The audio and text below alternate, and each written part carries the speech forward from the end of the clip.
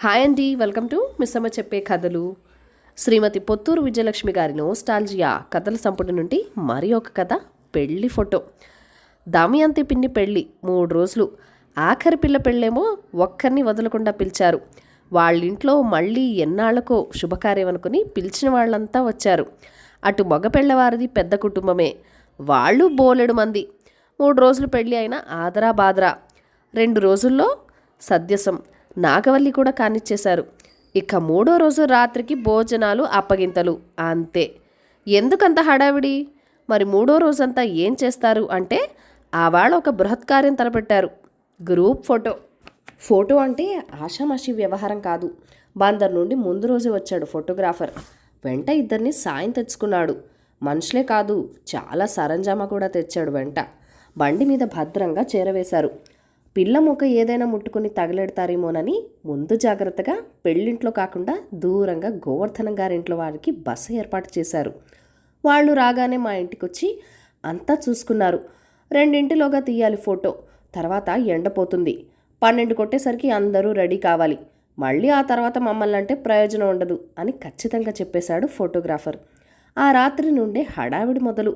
తెల్లారాక పలహారాల ప్రసక్తి లేకుండా అందరికీ పెందలాడే భోజనాలు, ఆ తర్వాత ముస్తాబులు మొదలు. ఇంటి పెద్దవాళ్ళకి ఆ సమయంలో కత్తి మీద సామే. అల్లుళ్ళు, వియ్యంకులు, బావగార్లు అలగకుండా చూసుకోవాలి. అది ఇంటి యజమాని బాధ్యత. ఏ ఒక్కరు అలిగినా అంతే సంగతులు. ఇక ఆ ఇల్లాలకి పరీక్షే. ఇంటి ఆడబడుచులు, కోడళ్ళు, వంతులు పోయి మొహాలు ముడుచుకోకుండా చూడాలి. అంతటితో అవదు. మా మొహాలకు ఫోటో కూడానా? మేము రాము అంటూ తల మీద ముసుగులు సవరించుకుంటున్న పూర్వ సువాసినులను, పెద్దదానివి నువ్వు లేకుంటే ఎట్లా అని బతిమాలి ఒప్పించాలి.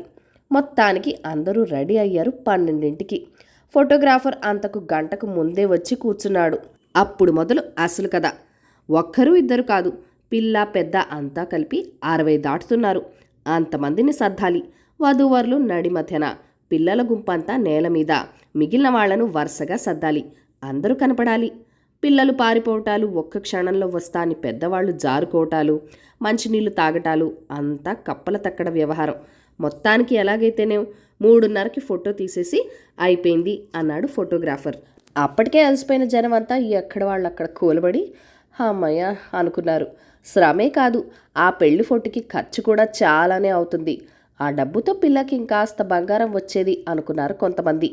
ఖర్చైనా శ్రమ పడినా ఆ పెళ్లి ఫోటో విలువ వేరు. మరి ఫ్రేము కట్టించి హాల్లో గోడకి తగిలించారు.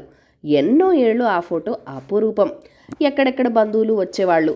రాగానే ఫోటో దగ్గర నిలబడి, అడుగో మీ నాన్న, మీ తాతయ్య ఒళ్ళో గిరి బాబాయ్, ఆ పిలక జట్టది పాపత్తయ్య, ఇక్కడ చూసావా విశాలత్తయ్య చంకలో శర్మబావా, అవును డాక్టర్ శర్మబావే అంటూ ఒకరు, ఇదిగోరా నేను చెప్పానా మా అన్నపూర్ణత్తయ్య, చిన్నప్పుడే మా అమ్మ పోతే ఆ లోటు లేకుండా చూసుకుంది చల్లని తల్లి అంటూ కళ్ళు తుడుచుకునేవాళ్ళు మరొకరు.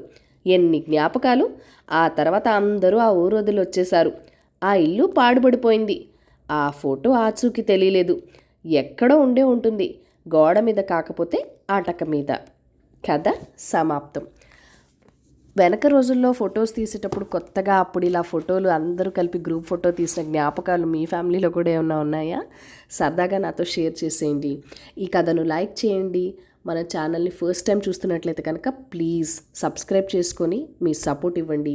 మీ అమూల్యమైన ఫీడ్బ్యాక్ అండ్ సజెషన్స్ నాతో కామెంట్ సెక్షన్లో కూడా షేర్ చేసేయండి. Thank you for watching. Bye bye.